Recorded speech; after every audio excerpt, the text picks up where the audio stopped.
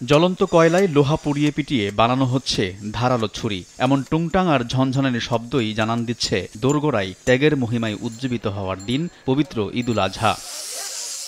কুরবানির পশু জবাই, চামড়া ছাড়ানো ও মাংস কাটার অত্যাবশ্যকীয় পণ্য দা, বটি, ছুরি কিংবা চাপাতি। শেষ সময় তাই মহাব্যস্ততা কামারপাড়ায়। বানানোর পাশাপাশি চলছে পুরাতন দা, বটি ও ছুরি শান দেওয়ার কাজ।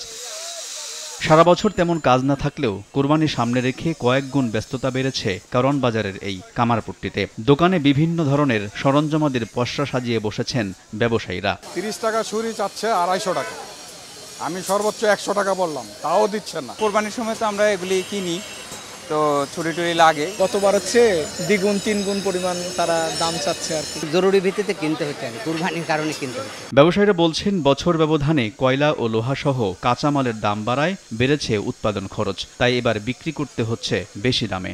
স্বাস্থ্য এবং স্বাদের মধ্যে চমৎকার একটা ব্যালেন্স করে পীর প্রিমিয়াম আয়োডাইজড লবণ। কারিগর হেলবারের দামটাও একটু বেশি, অ্যাডভান্সটা বেশি, কিংবা খরচটা বেশি পড়ে। ডলারের দোয়াই দেয়, আর একটা হচ্ছে দেশে কয়লার, আবার শ্রমিকের রিডাবল বেতন।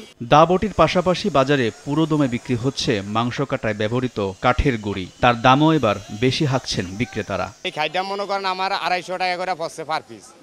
250 হইলে তাহলে আমার 50 টাকা থাকতে খরচ আছে। কারওয়ান বাজারে চাপাতি ও বড় আকারের বটিগুলো কেজি ওজনে বিক্রি হচ্ছে 750 থেকে 800 টাকায়। ছোট বড় ছুরি বিক্রি হচ্ছে 150 থেকে শুরু করে 1000 টাকা পর্যন্ত। আলতাফ হোসাইন, সময় সংবাদ, ঢাকা।